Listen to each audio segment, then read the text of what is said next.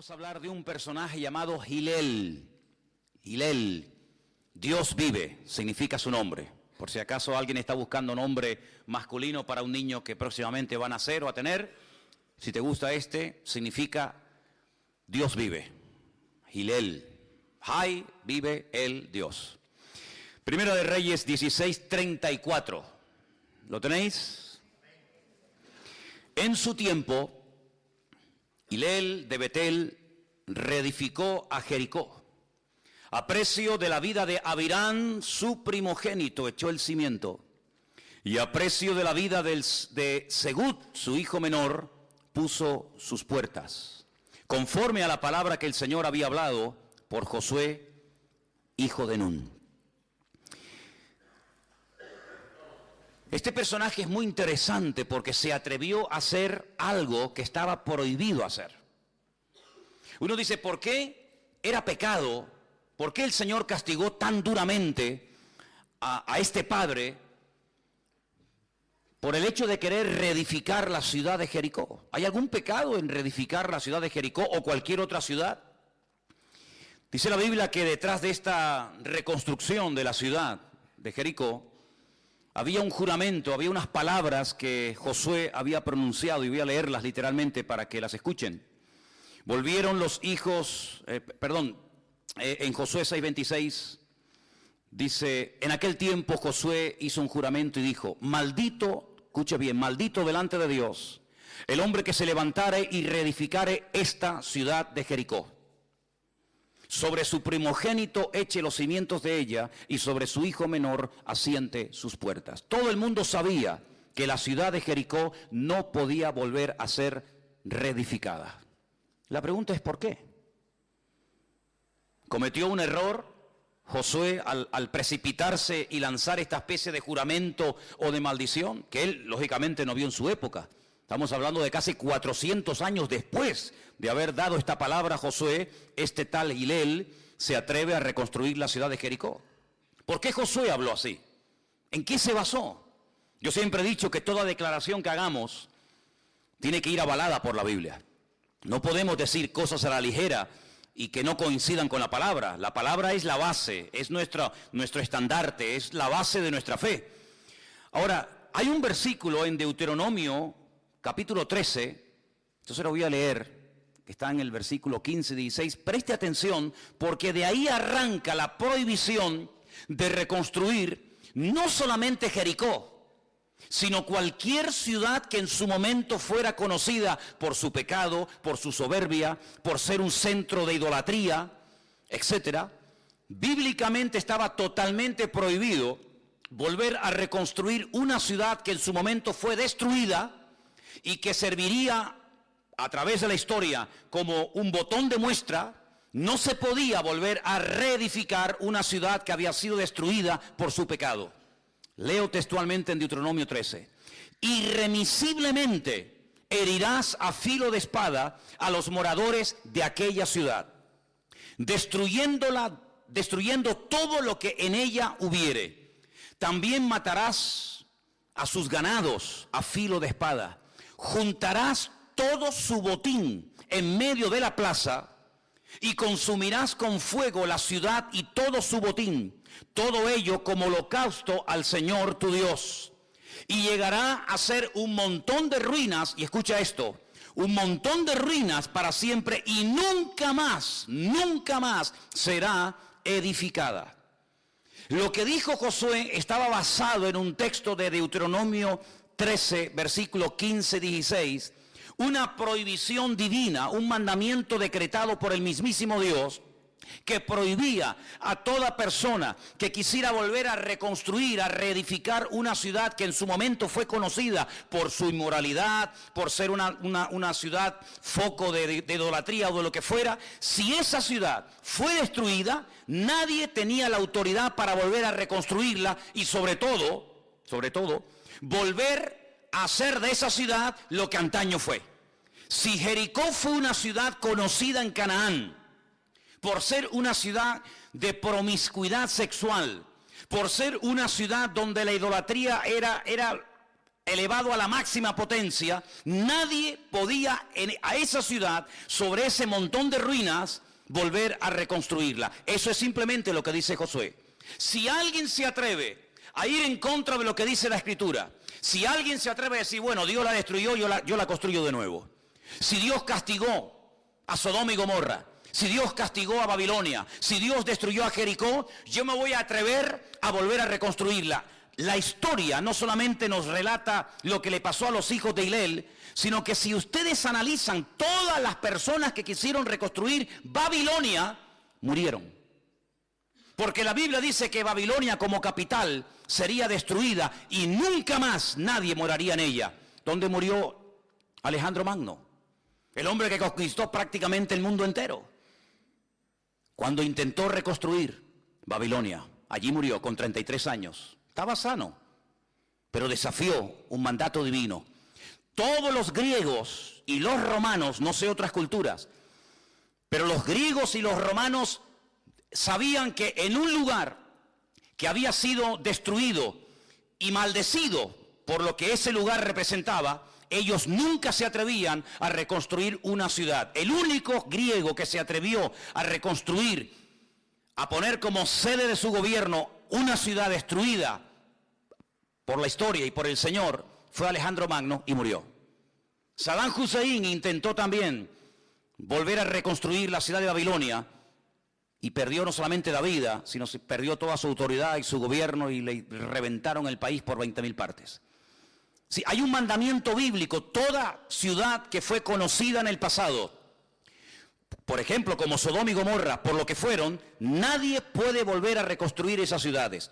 Eso no significa que en esa zona se pudiera habitar. Por ejemplo, yo me he dado cuenta de que desde que se escribió este texto, desde que Josué dijo este juramento o maldición, hasta que Hilel intenta reconstruir la ciudad de Jericó, pasaron más de 400 años. Y en la zona de Jericó, como en la actualidad, la gente vivía. Tengo dos textos muy interesantes que nos refuerzan lo que estoy diciendo. Por ejemplo, dice la Biblia en Jueces 3, 12 y 13, volvieron los hijos de Israel a hacer lo malo ante los ojos del Señor. Y el Señor fortaleció a Eglón, que era el rey de Moab, contra Israel, por cuanto habían hecho lo malo ante los ojos del Señor. Escucha, este juntó consigo a los hijos de Amón y a los de Amalek, y vino e hirió a Israel y tomó la ciudad de las palmeras. Hasta el día de hoy a Jericó se le conoce como la ciudad de las palmeras. Está en un valle. A mano derecha tienes Jordania, están en un valle, en el valle del río Jordán, y a mano izquierda, por un camino, se sube directamente a la ciudad de Jerusalén. Es decir que hubo un momento en el que la gente vivió cerca, en la zona donde estuvo y donde estaban y están todavía las ruinas de la antigua ciudad de Jericó, pero no la había reconstruido nadie. En los tiempos del rey David, hay otro versículo que encontré en 2 de Samuel 10:5, y dice así, mira qué interesante. Cuando se le hizo saber esto a David, es unas personas que fueron humilladas, en fin, las avergonzaron públicamente. Dice, cuando a David se le dio a saber esto, envió a encontrarles porque ellos estaban en extremo muy avergonzados, y el rey mandó que se les dijera, quedaos en Jericó hasta que os vuelva a crecer la barba y entonces volved. Es decir, se podía vivir en Jericó, en la ciudad de Jericó, en los alrededores, incluso utilizar el nombre Jericó, pero no se podía reconstruir la antigua ciudad de Jericó. Yo he estado en Jericó, en la Jericó moderna, en la Jericó de hoy en día, he estado 3 o 4 veces. Es una ciudad enorme, es una ciudad que está bajo autoridad palestina, se puede visitar, hay un hotel muy bonito y se puede visitar, y vas al monte donde Jesús fue tentado, hay un teleférico que te lleva desde el valle. Es la única ciudad de Israel que el gobierno israelí no ha llevado agua potable, porque es una de las ciudades, a pesar de que está en pleno desierto, es un calor terrible en verano, te mueres de calor, es una ciudad que está llena de pozos de agua. Es una ciudad donde dice la Biblia que unos hijos de profetas, es decir, unos discípulos de profetas que se estaban preparando para servir al Señor, fueron un día al profeta Eliseo y le dijeron, como tú ves, la zona es buena, pero las aguas son muy malas, las aguas están contaminadas. Entonces dice la Biblia que Eliseo salió Oró por todos aquellos pozos de agua no potable y dice, y toda la ciudad y todo el valle del Jordán y de Jericó bebe de ese agua hasta el día de hoy. Y cuando tú vas, si algún día tienes la oportunidad de ir y visitar Jericó, te encuentras que en Jericó todavía siguen bebiendo de aquellos pozos que el Señor sanó hace cientos o miles de años en la época del profeta Eliseo.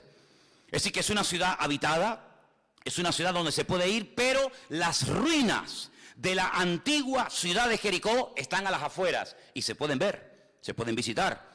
Por la década de los años 50, unos arqueólogos descubrieron las ruinas de la ciudad de Jericó de la época de Josué y se quedaron sorprendidos porque se dieron cuenta que, según ellos saben, que por la posición de los bloques no habían caído, como dije en su momento, las murallas no habían caído, digamos, de afuera hacia adentro, ni tampoco cayeron de afuera hacia adentro, ni de adentro hacia afuera.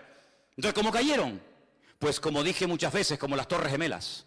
Se derrumbaron así sobre sí mismas y ahí quedaron para la posteridad, para que todo el mundo que pase por aquel lugar sepa que esa ciudad fue destruida y que nunca nadie jamás la puede volver a reconstruir. Y él sabía perfectamente esto, sabía lo que decía la palabra, sabía la maldición que pesaba sobre la ciudad, pero él, ¿qué es lo que hace? Yo voy a hacer lo que me da la gana. Dios ha dicho que no se puede hacer, yo lo voy a hacer. La pregunta es, ¿qué fue lo que motivó a este hombre? Pensaba yo esta semana, para atreverse a reconstruir una ciudad y ver que cuando empieza a construirla, su hijo primogénito muere, y en vez de parar la construcción sigue y sigue adelante, y cuando está poniendo las puertas de la ciudad de Jericó, su hijo menor también muere. ¿Merecía la pena perder a la familia por desafiar a Dios? ¿Merecía la pena perder a dos hijos, al mayor y al menor, porque se te metió en la cabeza reconstruir la ciudad de Jericó? Aparentemente para él merecía la pena, pero evidentemente se equivocó. Ahora, el tiempo en el que vivió este hombre, Hilel, era el tiempo del reinado del peor rey que jamás ha tenido la historia de Israel. ¿Quién era? El rey Acab. La palabra en hebreo es Ahab. Son dos palabras que se han unido para crear un nombre. Es decir, con estas dos palabras que se han unido, que ahora te digo lo que significan, uno puede conocer un poco la personalidad, la tendencia espiritual de este perverso rey llamado en español Acab. Significa hermano. Ab significa padre. Su nombre literalmente significa hermano de padre. Ahora, Acab no era hermano de su padre, era el hijo de su padre. Si ustedes van a la palabra de Dios, se van a encontrar que Omri, el padre de Acab, fue terrible, un idólatra perverso, terrible. Pero cuando Acab llega a ocupar el lugar de su padre y encima se casa con una reina pagana que no era judía, llamada Jezabel, dice que ésta lo incitaba y ésta estaba todo el día pinchándole para que se rindiera completamente a la idolatría. Incluso construyó templos pagados por el imperio, por Israel, para llevarse bien con su esposa. Es decir, cedió ante la presión de su esposa. En vez de decir, no, nosotros solamente adoramos a Dios, al Dios vivo, al Dios de Abraham, al Dios de Isaac, al Dios de Jacob, vaya, al único Dios que existe. Él cedió ante la tentación de su esposa y dice la Biblia que comenzó a adorar a Baal. La palabra Baal significa Señor. Hizo de un ídolo su Señor, su autoridad. Hizo de Acera, otra estatua en forma femenina, su diosa, de tal manera que este hombre dice que fue el peor de todos los reyes. Digamos que Acab, que significa hermano del padre, es como decir que Acab fue el hijo espiritual. Sí, el hijo espiritual de su padre. Todo lo espiritual negativo y demoníaco de su padre se le pegó a este. Es como yo dije en cierta ocasión que Chávez era el hijo espiritual de Fidel Castro.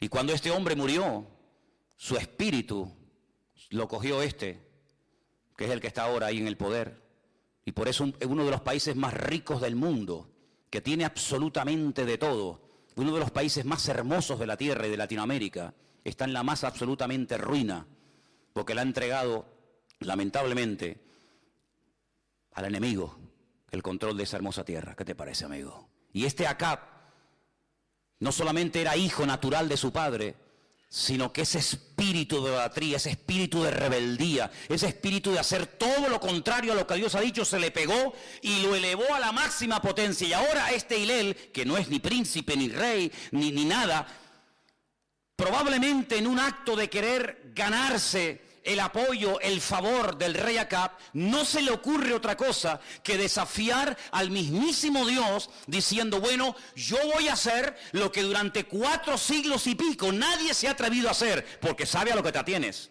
sabe lo que te puede ocurrir, y es reconstruir la ciudad de Jericó. ¿Saben? Mientras yo leía esta semana y estudiaba y preparaba todo esto, viendo que este hombre desafía a Dios, y en vez de decir, en esta ciudad vimos la mano de Dios. ¿Cuántos saben la historia de la toma de Jericó? Es una de las historias más conocidas. La Biblia nos enseña que cuando ellos salen del desierto y cruzan el río Jordán milagrosamente y entran ya en la tierra prometida, se encuentran con aquella enorme y gigantesca ciudad que tenía no 1, 2 muros, eran como círculos concéntricos. Una ciudad imposible de conquistar, una ciudad que nunca en la vida iba a poder ser conquistada. No había ametralladoras, no había infantería, no había cañones, no había aviación, no había armas como hoy en día podemos así en segundos destruir un país entero. Y el Señor les reveló una estrategia extraña. El Señor les dice, lo que tienen que hacer es dar vueltas, y vueltas, y más vueltas alrededor de la ciudad. ¿Qué estaba haciendo el Señor? Probándolos. A ver hasta qué punto ustedes son obedientes, a ver hasta qué punto ustedes se fían de lo que yo les digo. Esta ciudad no va a caer por estrategias humanas, por experiencia militar. Esta ciudad va a caer por obediencia al plan de Dios. Y la ciudad de Jericó cayó. Se salvó una familia, todos sabemos, ¿sí o no? Rahab, aquella mujer que vivía entre muro y muro, dice que toda la ciudad cayó, pero su casa permaneció porque puso su confianza en el Señor. Y la Biblia dice que el que pone su confianza en el Señor llegará a ver que pueden caer 1000 a tu diestra y 10.000 a tu otro lado, pero a ti no llegará, porque el Señor te guarda, te protege y te cuida. Y ella empieza una vida nueva. Ella se va a vivir a Israel, se casa con un hombre llamado Salmón, y todos sabemos que hasta el mismísimo Señor Jesucristo es descendiente de aquella mujer llamada Rahab, la que vivía en Jericó. Fue todo un desafío, ¿sabes? Pero me llama muchísimo la atención que en esta ciudad, que quedó totalmente destruida, que tenía que ser para todas las generaciones un botón de muestra de que no se puede tomar el pelo a Dios, de que hay que tomarse en serio su palabra. Mientras yo preparaba todo esto, me vino a la cabeza un texto que aprendí hace mucho tiempo, y quiero leerlo en esta tarde y quiero que todos lo leamos juntos. Está en Gálatas 2:18. Es un versículo buenísimo que tiene que ver con volver atrás y reconstruir aquello que ya lograste vencer y derrotar en el nombre del Señor. Gálatas 2:18. Cuando lo tengan, por favor, dígame amén. O dígame ya lo tengo. O dígame ya lo encontré. En fin, dígame algo. Bueno, ya está. Vamos a leerlo, Gálatas 2:18. Juntos, ¿sí? Dice, porque si las cosas que destruí, las mismas vuelvo a edificar, transgresor me hago. Otra vez, más fuerte. Porque si las cosas que destruí, las mismas vuelvo a edificar, transgresor me hago. Estaría Pablo, cuando escribió este texto, estaría pensando en Hilel. Vete tú a saber. Estaría pensando en aquel hombre que dijo, Dios dijo, no se puede reconstruir una ciudad y volver a convertirla en centro de idolatría, en una fortaleza militar para amargarle la vida a la gente. Estaría pensando Pablo en aquello cuando dice, hermano, lo que hemos destruido, escúcheme bien, lo que ya es conquistado, lo que ya has superado con la ayuda del Señor, ¿sí? No vuelvas otra vez a darle vida a cosas que te costó tanto sudor, tanto esfuerzo y sacrificio, poder decir, Gloria a Dios, por fin me saqué esto de encima. Porque dice la Biblia que si alguien se atreve, si alguien tropieza, si a alguien se le ocurre como Hilel, volver a darle vida, volver a resucitar las ruinas de lo que fue mi vida, antiguos vicios, ataduras, en fin, ponle el adjetivo que quieras, dice que el postrer estado volverá a ser peor que al principio. Cuando una persona dejó la droga y lleva ya tiempo limpio, cuando se engancha otra vez, no se engancha como al principio, te enganchas peor todavía. Y no será la primera vez, espero que sea la última, que en un momento determinado un chico, amigo nuestro, hermano nuestro, incluso convertido bajo nuestro ministerio, estuvo un tiempo limpio y libre de drogas y llevaba una vida ordenada, pero por lo que sea, se llevó una desilusión, tropezó, cayó, se desanimó, en fin, lo que sea, ¡bum! Fue, se puso y quedó frito como un pajarito de una sobredosis. ¿Qué te parece, amigo? Qué triste sería volver otra vez atrás. Cuando pudiste destruir, cuando pudiste conquistar, cuando pudiste decir, gloria a Dios que me quité esta basura de encima, volver otra vez a las andadas, sería terrible. ¿Cuántos dicen amén?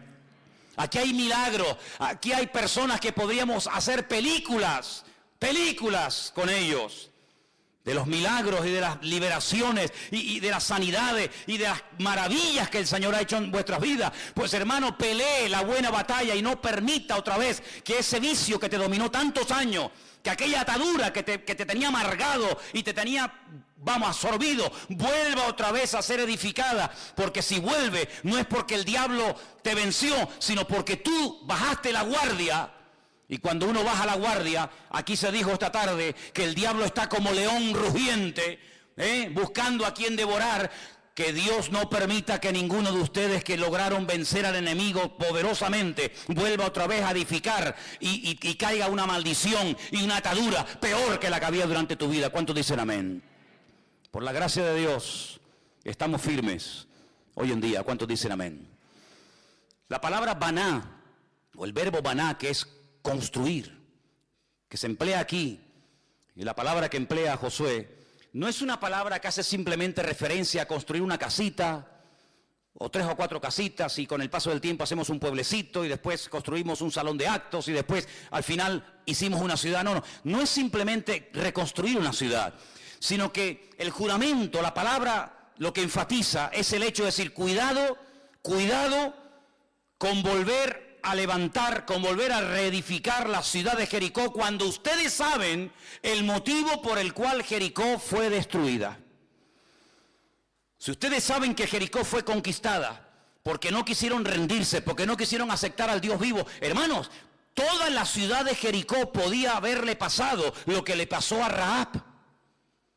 Rahab es una mujer que cuando aquellos espías van a su casa y entran y están allí, ella le dice a los espías algo tremendo. Hemos oído, hablan plural.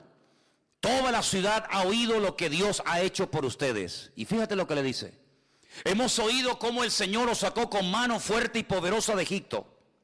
Hemos oído cómo las aguas del Mar Rojo se abrieron para que ustedes pasaran por tierra seca. Hemos oído cómo ejércitos y reyes mucho más poderosos que ustedes salieron al desierto para destruirlos, y ustedes los destruyeron y vieron la mano del Señor. Todo eso lo sabemos. Y sabemos, escucha bien, que la ciudad de Jericó, tarde o temprano, también va a ser conquistada por ustedes. Y ahora dice Rahab, solamente les pido un favor. Perdónenme la vida a mí y a mi familia. Cuando ustedes entren a destruir la ciudad de Jericó, que va a caer y está tan cerrada, tan herméticamente cerrada, dice la Biblia que nadie entraba y nadie salía por miedo. Estaban asustados, de un momento a otro la ciudad cae, de un momento a otro estos vienen y nos aniquilan. Por favor, cuando tomen la ciudad, porque yo sé que tarde o temprano va a caer la ciudad, me da igual si los muros tienen 30, 40 o 1000 metros de altura, me da igual. Yo sé que vuestro Dios es más poderoso que los muros sobre los que nosotros nos parapetamos. Tened misericordia de mí. Estos espías le dicen, si tú no te chivas, si tú no vas con el cuento al rey, si tú no le dices que hemos estado aquí, nosotros te vamos a perdonar la vida a ti y a todas las personas, padre, madre, primos, sobrinos, cuñados que estén en tu casa contigo. Y para que nosotros cuando entremos en la ciudad sepamos cuál es la ciudad, perdón, cuál es la casa donde tú vives y no haya muertos, cordón de color grana, átalo en la ventana y cuando entren, los soldados de Israel, cuando vean aquella especie de cuerda amarrada en la ventana, tendrán orden de que no entren en esa casa y no hagan daño a nadie. Si el rey hubiese dicho, esta gente ha recibido de parte de Dios la orden de que tienen que tomar posesión de esta tierra, nosotros lo que vamos a hacer es llegar a un acuerdo con ellos. Lo que vamos a hacer es arrepentirnos de nuestros pecados. Lo que vamos a hacer es reconocer que las maravillas que esta gente ha visto de parte de su Dios, nosotros en toda nuestra historia, jamás ningún ídolo nuestro ha hecho estas maravillas. Por lo tanto, no es más sabio, dice la Biblia, llegar a un acuerdo antes de que te ataquen que una vez que te hayan atacado, hijo. No es mucho más sabio reconocer que tus muñecos y tus imágenes, me da igual cómo se llamen o cuántas sean, no te han servido absolutamente de nada. ¿No te das cuenta de que no ha habido nunca ningún pueblo que saliera de esa forma tan poderosa y exitosa de un país llamado Egipto, que era una potencia militar en aquel tiempo? ¿No te das cuenta de que nunca ha habido ningún pueblo que pueda decir y presumir que las aguas de un mar se han abierto para que ellos pasen por tierra seca? Ahora, cuando Rahab está contándole esto a los espías, no le está contando algo que había pasado la semana pasada. No. Lo que ella está contando a los espías son cosas que habían ocurrido hacía 40 años. ¿Y cómo es posible que una persona haya estado 40 años manteniendo esta fe, manteniendo esta seguridad de que el Dios de ellos es más poderoso que el nuestro? Es que ahí está la clave, hermanos. La clave en la vida está no en llegar, sino en mantenerse. Porque una temporada buena, ¿quién no la ha tenido? Hasta en el mundo, cuando estábamos sin el Señor, ¿verdad? Pero Rahab supo esperar 40 años. Y cuando llegó el momento, ella abrió su casa y les dijo a los espías, no se preocupen, yo no me voy a chivar, váyanse tranquilos y aquí estaremos preparados para el día del ataque. Era increíble cómo el Señor estaba preparando los corazones y cómo todo estaba preparado y listo para que la ciudad de Jericó cayera en cualquier momento. Cuando cae la ciudad de Jericó sin disparar una lanza, sin hacer alardes de fuerza, sino simplemente por dar vueltas y tomar autoridad en el nombre del Señor, y la ciudad se desplomó, ellos tenían que recordar que esa ciudad es un botón de muestra de que cuando una persona va en contra de la voluntad de Dios y peca, la consecuencia del pecado, tarde o temprano, siempre la misma, la muerte y la destrucción. Y ahora este Hilel, 400 y pico años más tarde, sin ninguna necesidad, sin haber recibido ninguna orden de parte del rey ni de nadie, él por su cuenta dice, bueno, yo me voy a atrever a hacer lo que nadie ha hecho en la historia. ¿Y cómo pasó a la historia? Como un padre que tuvo que enterrar a un hijo mayor y al hijo menor, al final, ¿para qué? ¿Cuánta gente pierde su matrimonio, su salud, sus hijos, su marido, su esposo, los amigos, todo? ¿Para qué? ¿Para un rato de placer? ¿O porque aquello creías que era lo mejor del mundo? Y cuando miras atrás la ruina que hemos dejado, hijos rebeldes, la mujer con otro, el marido enfermo, el matrimonio destruido, tú mismo ya te has puesto con una edad en la vida y tú dices, ¿de qué me ha servido? ¿Saben? Hay una carta preciosa en el Nuevo Testamento que se llama la carta de Pablo a los romanos, una carta muy profunda. Hay una parte en la carta en la que Pablo les dice, hermanos, ¿qué fruto os ha quedado de aquellas obras que hicisteis antes de conocer al Señor, de las cuales ahora os avergonzáis? A ver, decidme, ¿qué os ha quedado de aquellas orgías, de aquellas verbenas, de aquellos tenderetes? ¿Qué os ha quedado de todo aquello? Nada, ¿verdad? Pues Pablo dice, así como antes de conocer al Señor presentabais los miembros de vuestro cuerpo para el pecado, ¿por qué no le dais la vuelta a la tortilla ahora? Y presentáis los mismos miembros, pero en vez de para pecar, para glorificar y para alabar al Señor. Cuando veo por ahí gente bajo el efecto de las drogas o del alcohol gritando, yo digo, qué tremendo predicador sería este con la voz que tiene, ¿eh? Si en vez de presentar su voz para decir tontería, insultar a la mujer, insultar a todos los vecinos, utilizar esas cuerdas vocales y la fuerza de esa voz para predicar el evangelio y para ir por la calle diciendo, Cristo vive. Otro gallo cantaría, ¿verdad?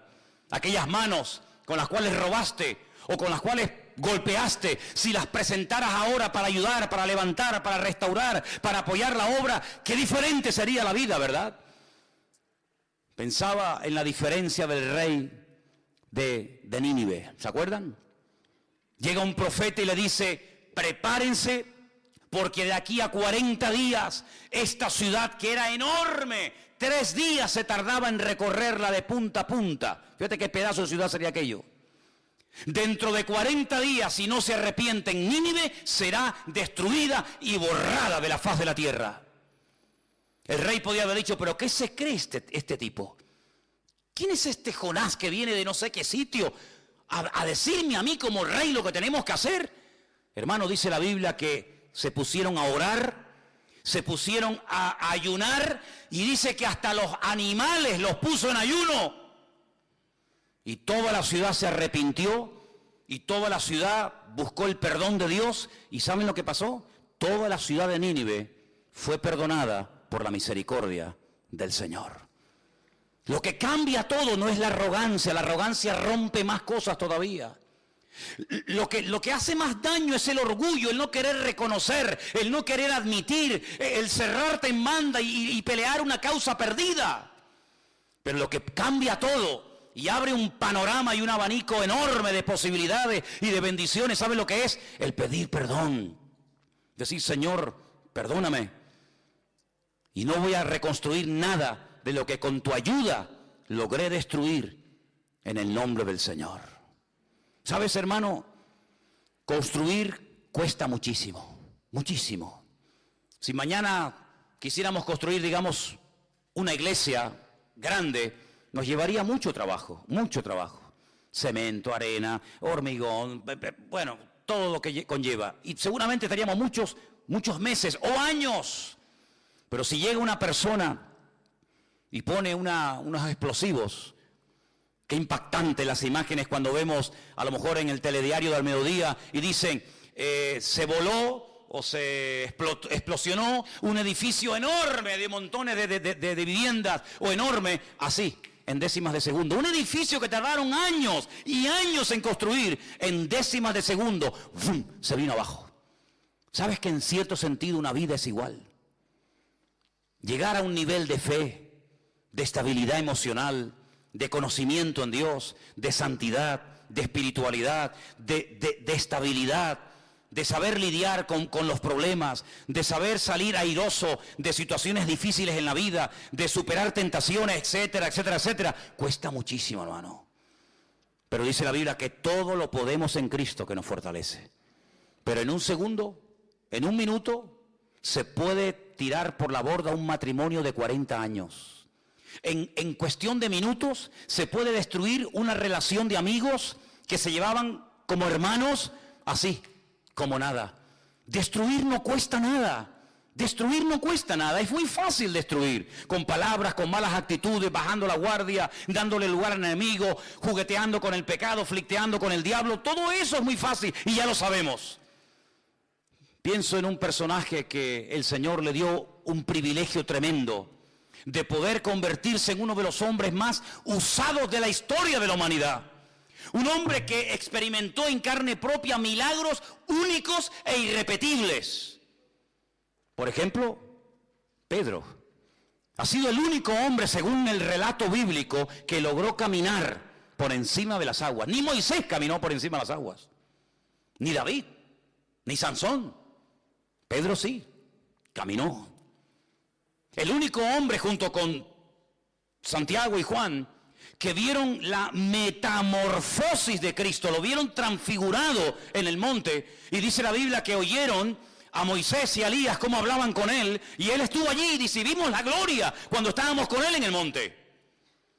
El único hombre que un día le dice al Señor, Señor, nos están pidiendo los romanos el impuesto, no tenemos nada, ¿qué hago? Dice, vete, lanza al anzuelo y el primer pez que saques, abre la boca, sácale una moneda y paga el impuesto, el tuyo y el mío. ¿Te imaginas que fuera así la vida? Vayan aquí a las Teresitas, echen la caña y dentro viene un paquetito, lo abre con un billetito de 500 euros. ¿A qué te gustaría el pescado entonces? Dice, a mí no me gusta el pescado, ahora te va a encantar el pescado. ¿Sí o no? Milagros increíbles, increíbles. En una noche, en unos minutos, yo no sé quién es, no le conozco, yo no tengo nada que ver con ese hombre.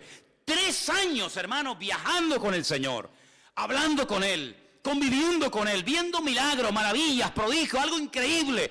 El Señor le dijo a ellos cosas que reyes y profetas quisieron ver del Antiguo Testamento, no las vieron. Y ustedes las están viendo.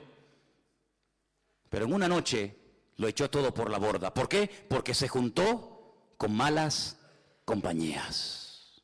¿Y qué dice el refrán? Dime con quién andas y te diré quién eres. ¿Sí o no? Anda con sabios, dice la Biblia. Y sabio serás. Algo se te pega. Algo se te pega.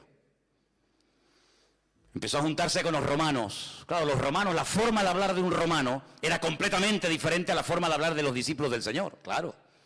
Los romanos decían palabrotas, los romanos tenían un vocabulario terrible. Ahí se juntó Pedro con ellos. Durante 3 años estaba ahí pegadito al Señor y Pedro tenía una fortaleza, ¿verdad? De repente se separa del Señor, se junta con los romanos, se calienta un fuego ajeno en vez de en la presencia del Señor. Ay, amigo, le sigue de lejos. Empieza a utilizar armas carnales. Mira, si tú para mantenerte en victoria, escúchame bien porque esto es profundo lo que te voy a decir ahora, Si tú para mantenerte en victoria como creyente, tienes que utilizar armas carnales, estás perdido, amigo. Si tienes que utilizar triquiñuelas y mentiras y rollos y chanchullos para mantenerte en tu posición como cristiano o como cristiana, estás perdido. Porque eso funciona un tiempo. Pero no dice un refrán que se coge más rápido a un mentiroso que a un cojo. Ay, amigo, cuando llegó el momento de la verdad, tú eres uno de ellos. Yo te he visto, tú viajabas con ellos. Y él dice, no le conozco. 3 años de gloria, 3 años de milagros, 3 años maravillosos, inolvidables. En una noche, lo echó todo por la borda. Construir cuesta toda una vida. Destruir no cuesta nada. Y él enterró a su hijo primogénito, enterró a su hijo menor, porque se le metió entre ceja y ceja en la cabeza. Voy a reconstruir Jericó, voy a demostrarle al rey Acab que yo soy como él, un idólatra, un rebelde, un desobediente, y que aquí no pasa nada. Ay, amigo, había un hombre en la historia que jugueteó tanto con el pecado, y de vez en cuando Dios lo usaba, porque uno dice, pero ¿cómo puede un hombre de Dios, juguetear con el pecado y a la media hora volver a ser usado por el Señor? Bueno, no es la primera vez que ocurre. Mira, Sansón era un hombre que estaba ahora toda la noche con una ramera y al día siguiente iba y arrancaba las puertas de la ciudad, o cogía un hueso podrido de un asno y mataba a 1000 filisteos de golpe. Pero él creía que podía llevar esa doble vida. Ahora peco y mañana sirvo al Señor. Ahora sirvo al Señor y mañana peco. Pero llegó un momento, amigo, cuidado con esto, porque esto es muy serio. Y llegó un momento que dice la Biblia que él volvió otra vez a levantarse. Había estado toda la noche con Dalila, había hecho barbaridades, y al día siguiente aquí no pasa nada. Total, ya lo he hecho muchas veces. Y al día siguiente dice que no tenía fuerzas. Los filisteos pudieron sobre él. Porque dice la Escritura, escucha bien, que el Espíritu de Dios se había apartado de él y él no se había dado cuenta. ¿Sabes que a veces es más fácil que otras personas reconozcan que has pegado un bajón y se dan más fácil cuenta otros que tú mismo que has pegado un bajón? Dicen que había un famoso violinista que dice que ensayaba de 8 a 12 horas diarias. Y él dijo algo que a mí me impresionó.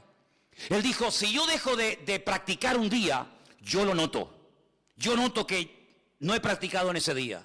Si dejo de practicar 2 o 3 días, los expertos, los que saben de música, los que saben diferenciar buena calidad de música de mala, Se dan cuenta de que ya no toco igual, no tengo la agilidad, no tengo la rapidez de antes. Pero si dejo de practicar una semana, el mundo entero se enterará de que ya no soy aquel violinista que fui hace años.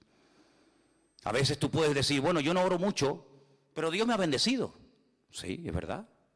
Yo no leo mucho la Biblia, ni me esfuerzo mucho en venir a los cultos, ni en servir al Señor, y Dios a mí a veces me ha bendecido, hasta económicamente.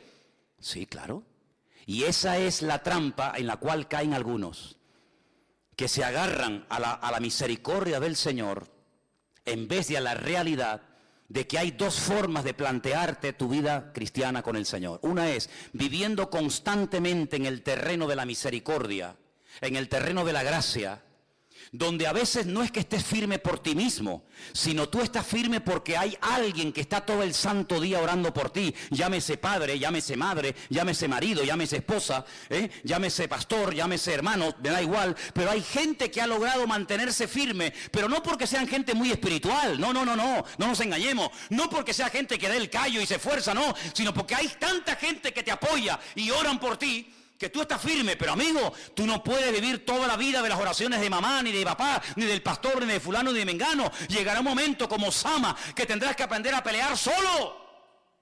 Y en ese momento vas a decir, ahora voy a demostrar si yo tengo algo en Dios o no tengo nada. Si todos son planes y bla bla y opiniones personales, o verdaderamente yo he aprendido a tener profundas raíces y arraigo notorio en el Señor y puedo hacerle frente al enemigo aunque me vean, aunque me quede más solo que la una.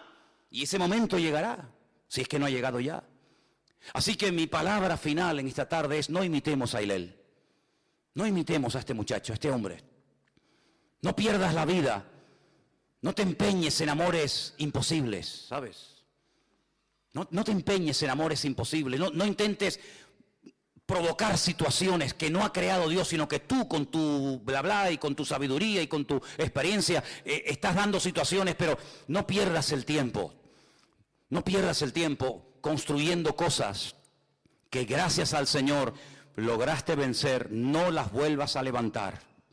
Porque si se vuelven a levantar esas fortalezas, si se vuelven a despertar esos gigantes, amigo, puede ser que una vez lo venciste, pero la segunda, puede ser que el que caiga muerto en el campo de batalla seas tú, en vez del enemigo. Solamente te recuerdo algo. David tenía la costumbre de matar a los gigantes, no de herirlos.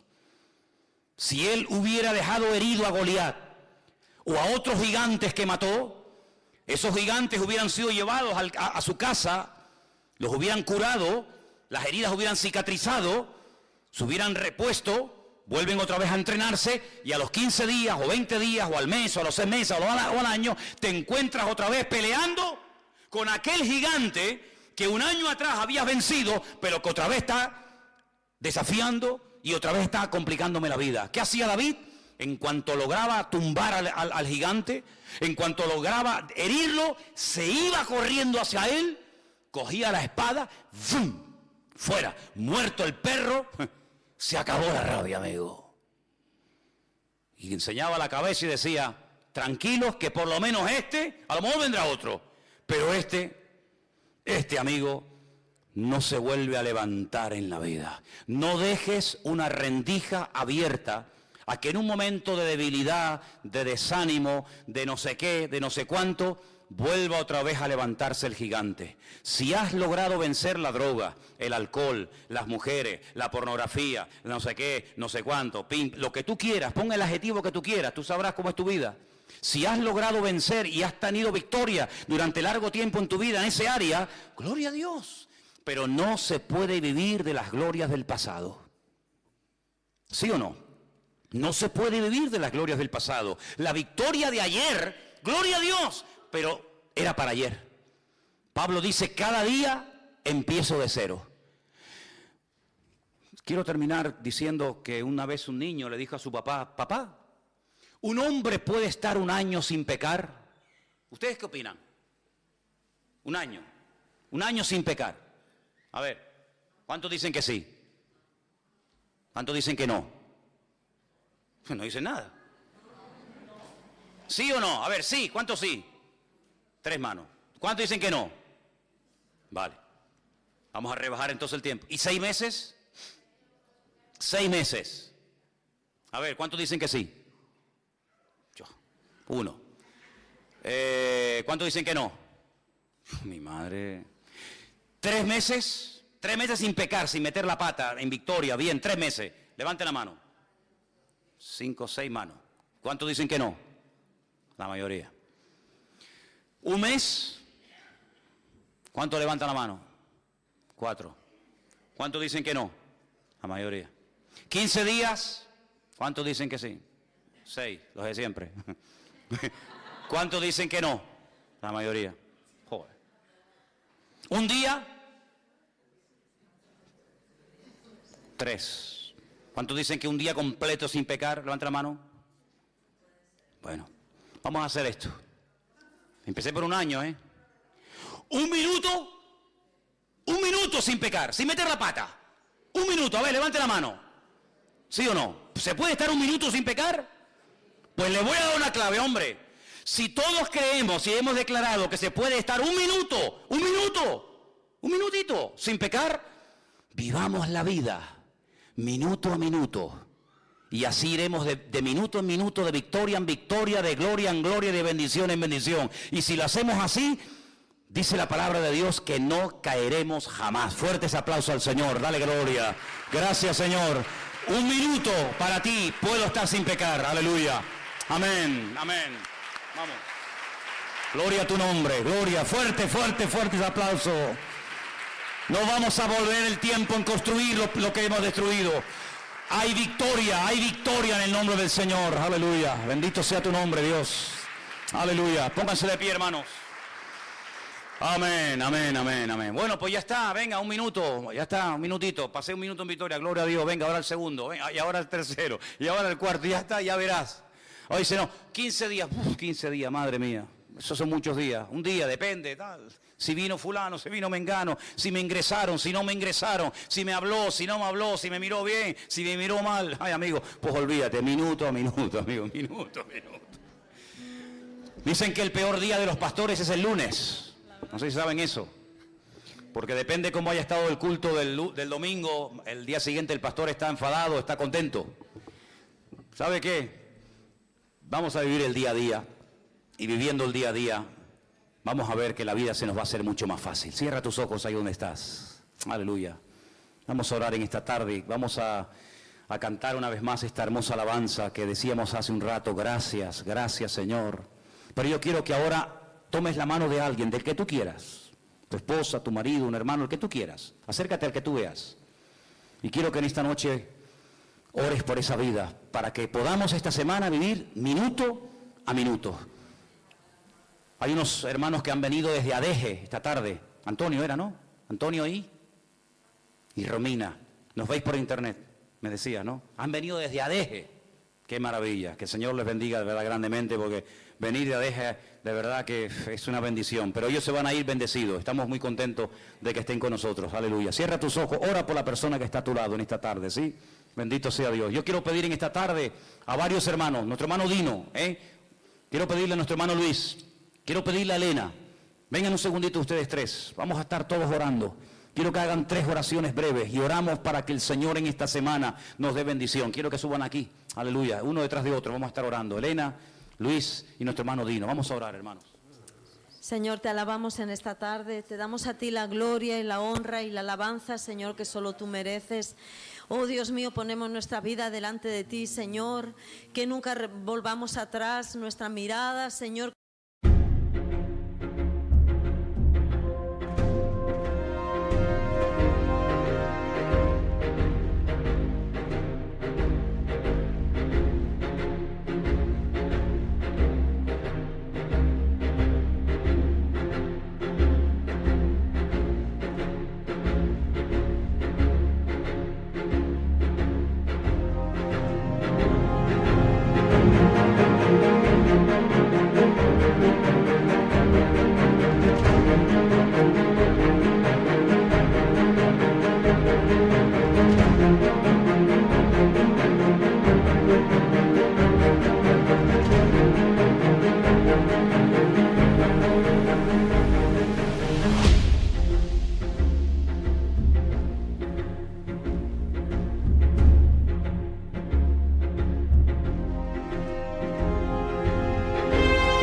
nos mantengas en victoria, Señor, que tú mires, Señor, este pueblo que se congrega en este lugar, en esta tarde, Dios mío, y les des bendición tras bendición, gloria tras gloria, Señor.